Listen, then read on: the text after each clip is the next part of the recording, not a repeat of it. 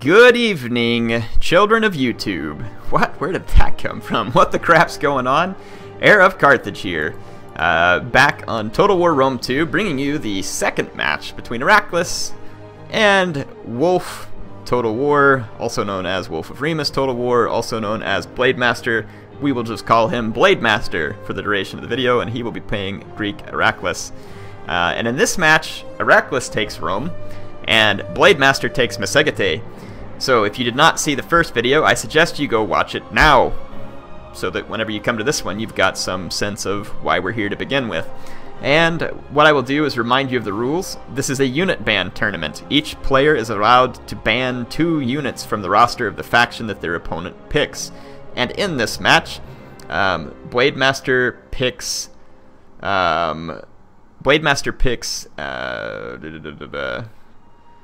Mesegete, and Heraclius picks Rome. I don't know why that took me so long to say.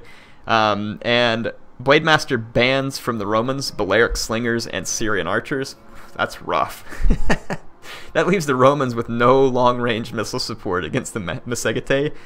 That's an excellent pick by Blademaster, no doubt. And Heraclius bans Saka Cataphracts, which does suck. And then he also bans what Blademaster calls the 750 talent shot cav, like Steppe Noble Lancers. Let's take a look at it real quick. That is also pretty good. Good shot cavalry. Yeah, that sucks hardcore for Blademaster. That was a pretty good pick, because now he's left with going with the Saka Noble Armored Lancers, which are honestly a little bit overpriced for what they provide. If you look at their stats, they provide better attack and but slightly less charge bonus, less health, less base morale, same armor. But I mean, overall, you'd way rather go with the Saka Cataphract for the money. So this definitely sucks for Blademaster having these 2 units banned, because this is going to be your typical heavy hitting power with the Mesegete. So Blademaster being quite clever, banning some important units for Heraclius, and then Heraclius turning around and being equally clever and banning some very important units for Blademaster. So let's see what he's brought instead. Lots of missiles, and this makes sense because the Romans won't be able to fire back, and it's going to be a big problem. And then if you look at the units here, Blademaster has a mix of shot cavalry, heavy skirmish cavalry, and some melee cav. Saka Noble Armored Lancers. So yeah, he's got... Let's take a look from the overhead. The map is Athenae, and it's got this prominent feature here in the center, this hill. There's this hill, and then there's... Whoa, I don't know what just happened there. That was weird. Put stuff all over the screen. Yeah, there's this hill here, which is a pretty good place to fight, and then there's this one up here, so you get a couple of spots. And then you got open ground down here that would probably be better for skirmishing. So Blademaster's going to use his speed to push up. We can see a front line of Triarii, 5 of them, and this is going to be very difficult for Blademaster to overcome. These guys are hard to kill. Prolonged missile fire would take almost all your ammo, and it still may not kill him. You're talking very good armor, very good defense, very good cavalry killing power, very nice morale. These, ooh, there's another one over here too. Holy crap. 6 Triarii. That is going to be brutal to overcome. And then he's got his, let's just run through here. Hastati, first cohort, Hastati, Eagle cohort, Hastati, Hastati, first cohort, Hastati, auxiliary infantry. He's got a whole back line of auxiliary infantry, so he's brought a huge infantry spam here. This is going to be extremely difficult for Blademaster to overcome. Wow. And the reason I say that is because horse archers have a pretty limited amount of ammunition. It's actually something that I've always wished that they would change about the steppe factions in Rome 2. They need to give more ammunition to their cavalry because it's so imperative for them to be able to get the job done. And it's so easy typically to overcome the nomadic factions with infantry spam. I say easy. It can be challenging, obviously, if you're going against a good player, but in general I find it easy to counter horse spam as opposed to using horse spam. Now, I'm not saying that I want Rome 2 to be an online horse spam. I'm just saying that the nomadic factions need some type of special advantage. Now, don't get me wrong, they have some great cavalry. It's fantastic. But, you know, it does get really tough to go after, you know, these factions. And what you would think would be traditional... Oh my gosh. Just look at this unit staggering by Heraclius. This is... Oh my... My gosh, that's intimidating. Look what he's doing here. This is extremely intelligent. He's got ladder systems set up, basically. See the way he staggered these troops? That means that if you attack this unit, you get nailed with Pilla from that one. If you attack this Triarii, you get nailed with Pilla from this unit and that unit. So he's got these little setups here that are just absolutely brutal for Cav to overcome. Look at these Amazonian riders here. They're actually standing... Ooh, they're going to have to watch out. That Eagle cohort might get a toss. Why does the Eagle cohort have the weird flag? Shouldn't it be heavy infantry? That's odd. It's got like a screwed up looking flag. Yeah, this is going to be very tricky. Blademaster's going to have to be extremely patient to pull this off, and that's... I don't think he can do it, just based on what I'm seeing here. If he does, then I'll eat my words, and congratulations, Blademaster. But yeah, I don't see this happening. This is an excellent counter pick, in my opinion, by Heraclius. Blademaster is going to have to micro intensively across the battlefield because of stuff like this, just losing 7-step horse archers to a javelin toss. It's going to be absolutely brutal. And like right here, if Blademaster charges, he's going to get another javelin toss from the unit behind. So I mean, this is, like I said, this defense is going to be much easier than the offense. And this is exactly my point a moment ago. If you go against a player who's adept at the game and pretty tricky, I say tricky, I mean tricky in a way of they understand the game mechanics and they can make good decisions on how to use them. And this army right here, I mean, it looks like a jumbled mess from out here, but this is a cavalry killing machine right here in the center.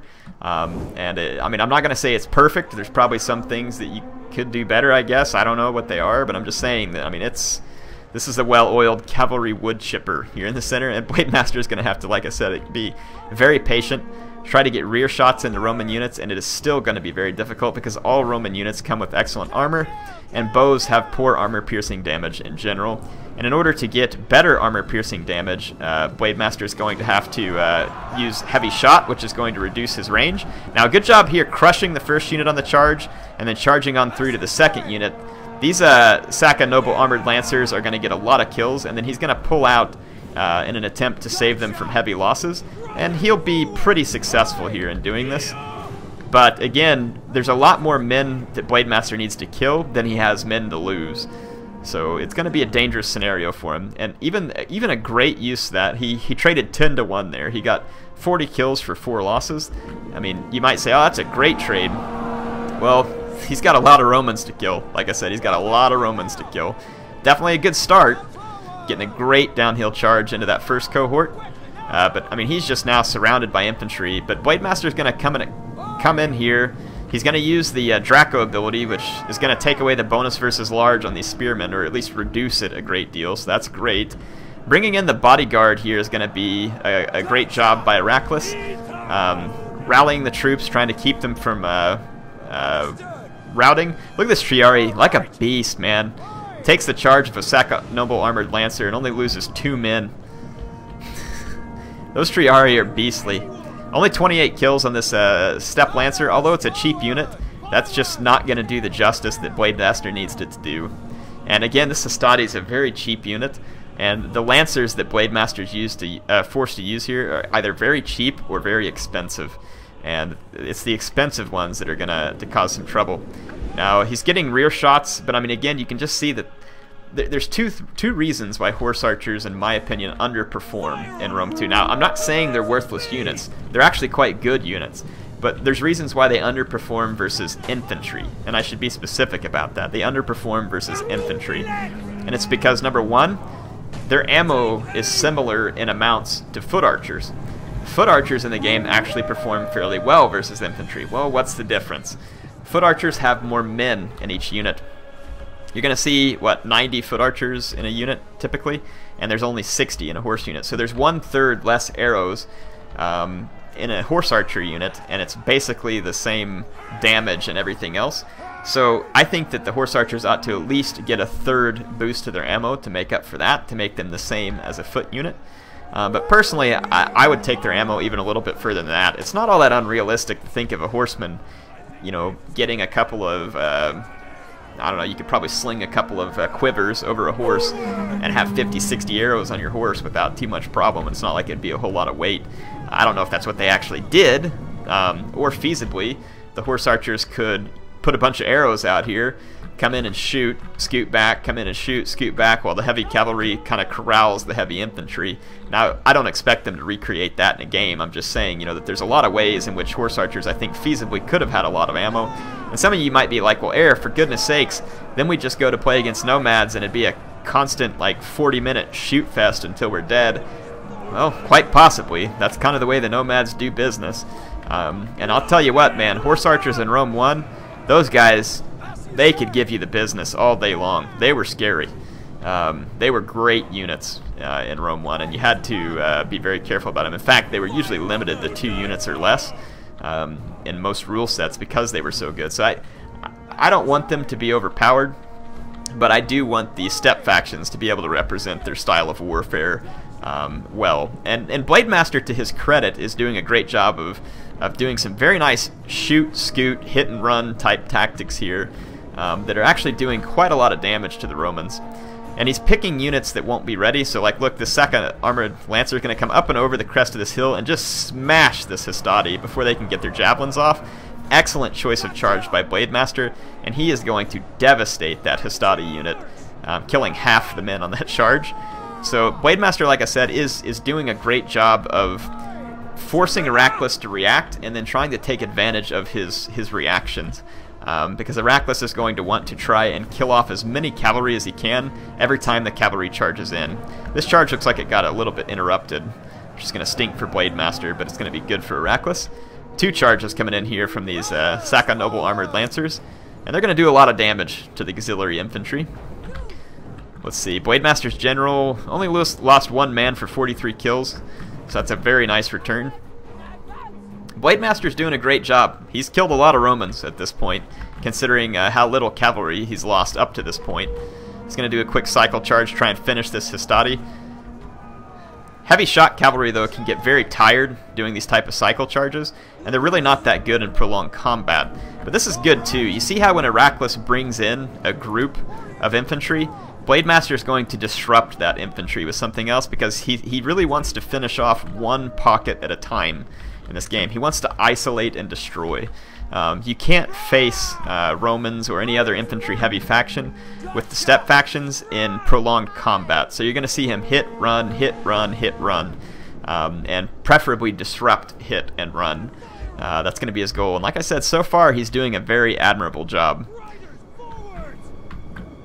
I still really like Heraclius' army here for taking down a steppe faction. I like it a lot. I almost like it better than had he brought slingers, because it's still going to give fits to the steppe faction player. Amazonian riders just not getting kills hardly. None of his horse archers seem to be getting any amount of decent kills, and they're going to be near worthless in melee. Now he does have a couple of heavy horse archer units that I saw in the lineup. At least I thought he did. Yeah, cataphract horse archers here. This armored lancer, so I mean, I know he has at least... Yeah, he's got 2 cataphract horse archers. Now these guys are actually pretty decent in melee after they've used their ammo. Let's see what happens over here. The noble armored lancer charging into some auxiliary infantry, getting a number of kills, but taking some losses on the way out as well. So let's see what they're at. They're at 75 kills for 4 losses. It's a little less than 20-to-1 kill ratio. If he could get a 20-to-1 kill ratio on all his units, it'd be worth it, but he's not going to get that on his horse archers. So that's going to be the challenge for Blademaster. But again, he is being patient, and he's playing this the way he should. Another good charge here coming down while Draco is still activated, so these spears are going to have a little less effect. So did they put Draco? Yeah, they put Draco on the Saka Noble Lancers. He's going to get a pretty decent number of kills with this cheap Steppe Lancer. And it's going to get all these Romans bunched up. Draco again. So it's going to take down the bonus versus large on this Triarii. That's very important because these guys are cavalry killing machines. Downhill charge from a Saka Armored Lancer. It's going to be brutal. Should get a lot of kills from that. Let's see what happens. Blademaster does have to pull out quickly, unfortunately. He's going to rack up a pretty fair number of kills there.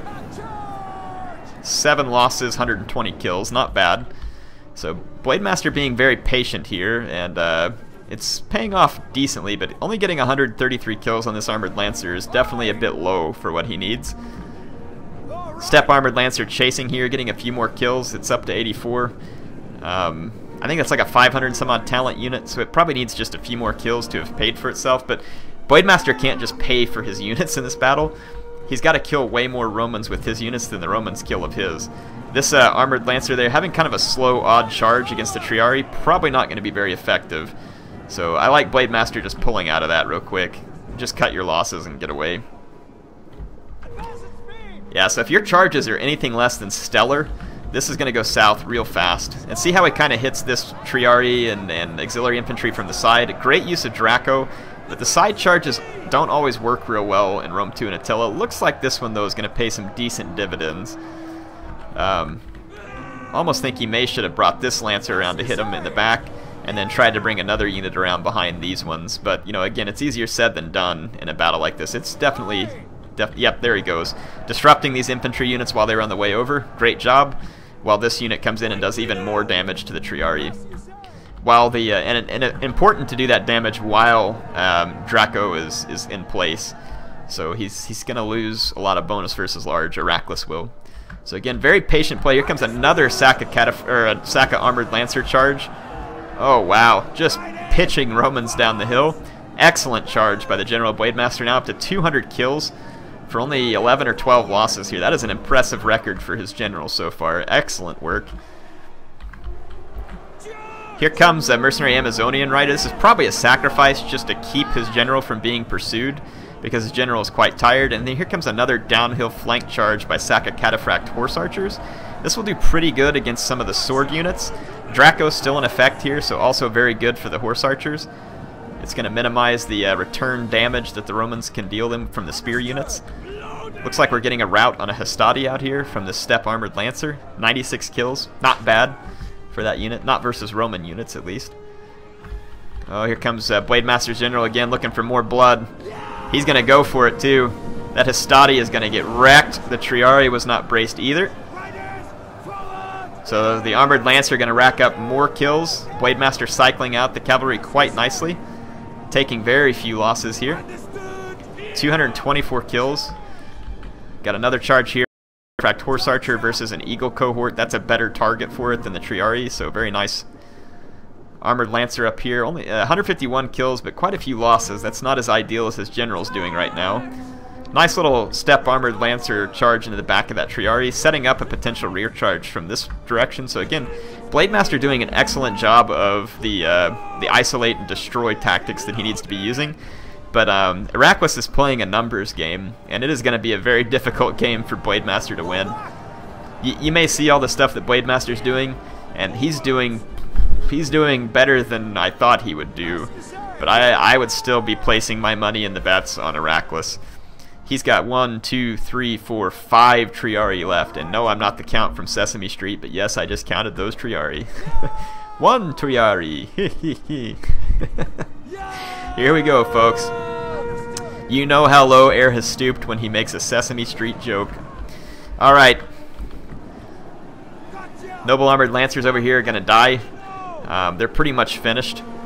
That is very unfortunate for Blademaster. His general, 243 kills, but now having taken 20 losses, so he's at a little over 10-to-1 kill ratio, so he's at a, yeah, what, 10.4, 10.5 kill ratio, unless he gets out of there. Now that ratio is dropping, so yeah, pretty rough for Blademaster.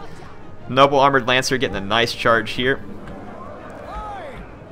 I think it was a nice charge. Yeah, he gets a pretty fair amount of kills and then gets out. The Roman general and bodyguard is still alive. Cataphract Horse Archers getting into those Eagle cohort. A downhill charge from the Armored Lancers again. 250 kills.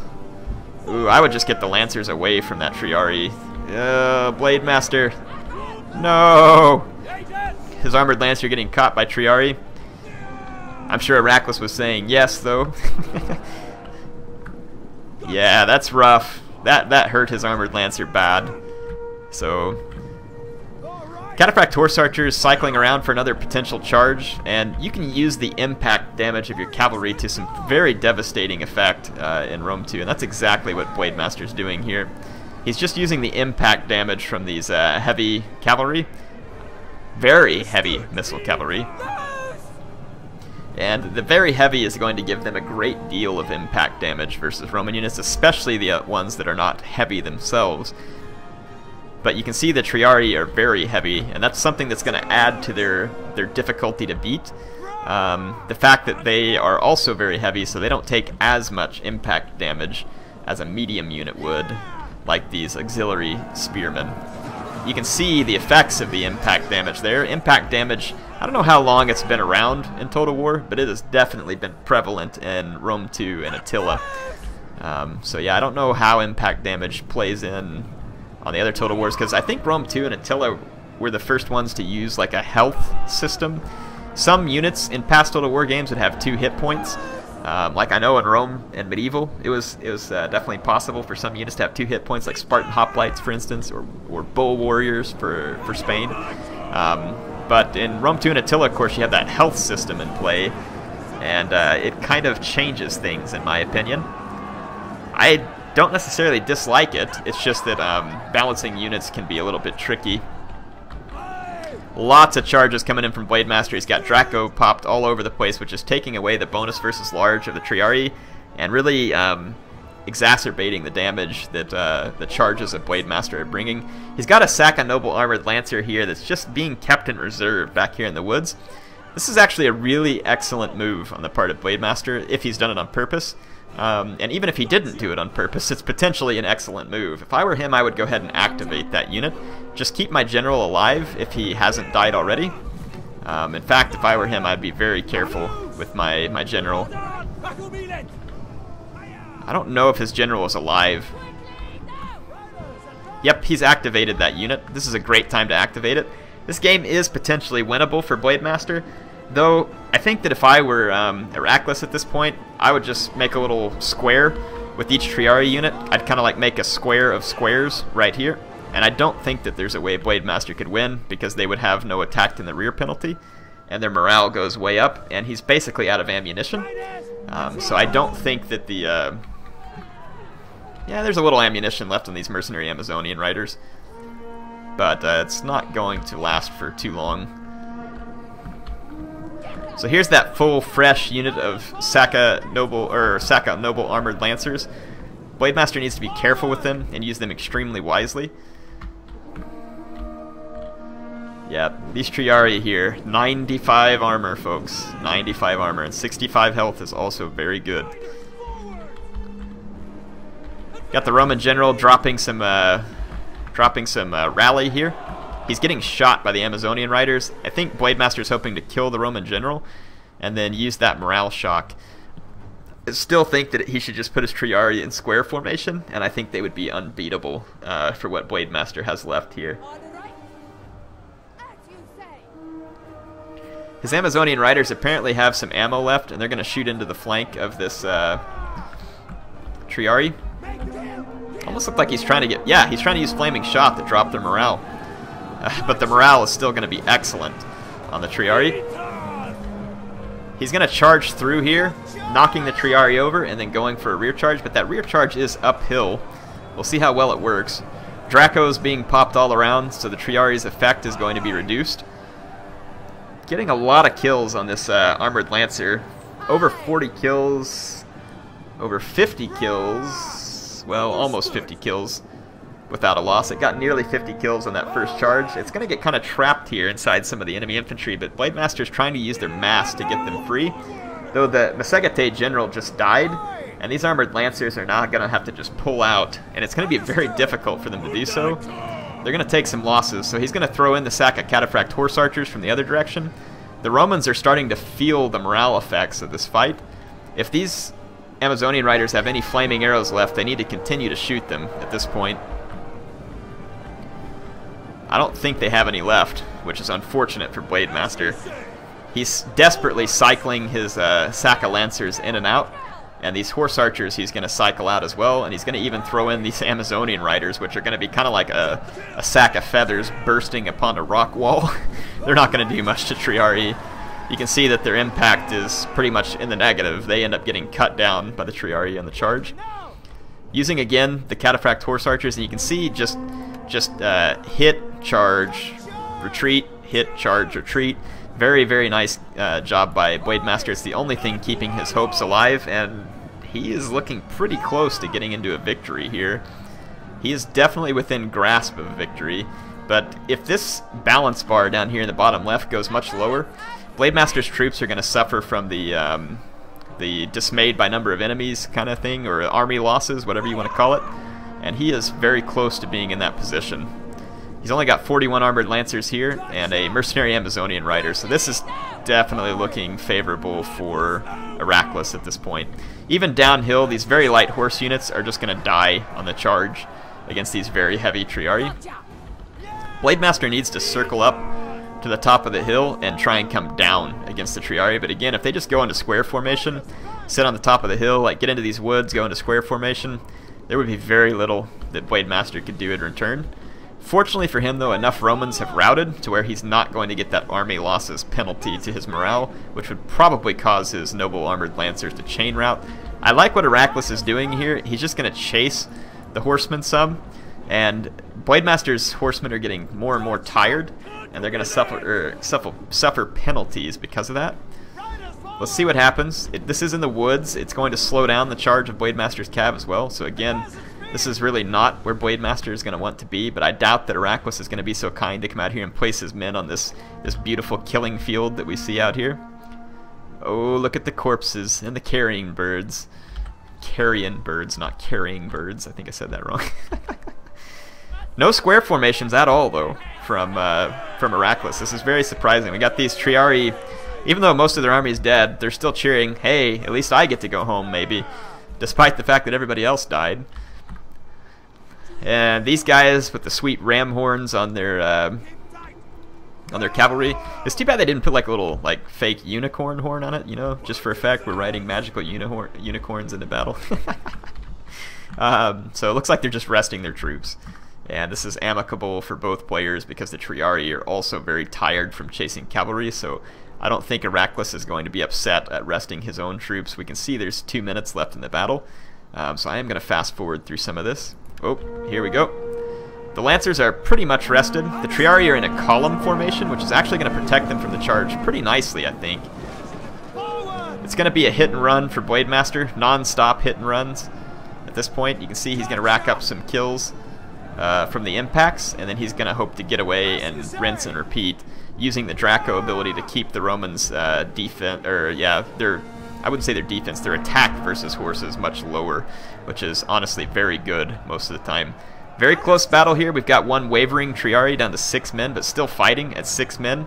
Again, a test to the impressive nature of Triarii as far as a spear unit goes. They are some beefy, beefy spear units. Blademaster retreating as best he can. 2 yellow morale. Triarii is all that stands between him and a hard-fought victory. His Lancers, though, not getting a particularly good charge there. And now as they retreat, feasibly could be taking some losses. Draco could be wearing off soon as well. Indeed it did. So the Triarii are back up to their full attack stats versus cavalry. We'll see how this charge goes. This could be a questionable charge.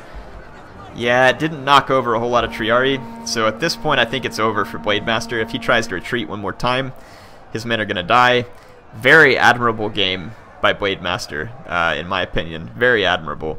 And good job sticking to his tactics with Heraclius. He brought a lot of infantry. He knew he had a lot of men that he could sacrifice, and he did it. And in the end, it paid off for him. He played that game of attrition.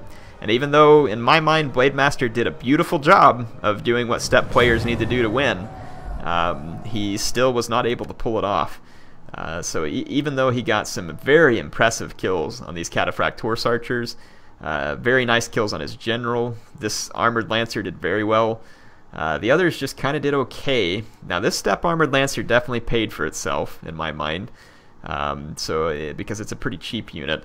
But if we look over here on Heracles' side, he just had more to sacrifice. He doesn't have to get many kills for each unit because he has so many men, more than double the men of Blademaster there. So again, he knew that he could play the War of Attrition and that he would probably win. And even though it was close, his gamble paid off. So very nicely played by both players in both games.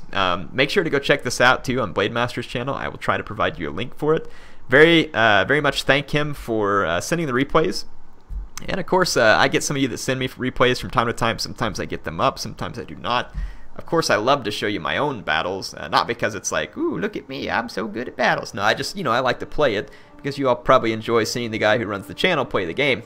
But I also find it enjoyable sometimes to commentate on other people's battles because it's great to see how other people play and what their tactics are. Again, though, very much enjoyed these battles. Thank you, Blademaster. Thank you, Heracles. Fun games. Love Rome 2. It's always good to see it. Heir of Carthage, signing off for now.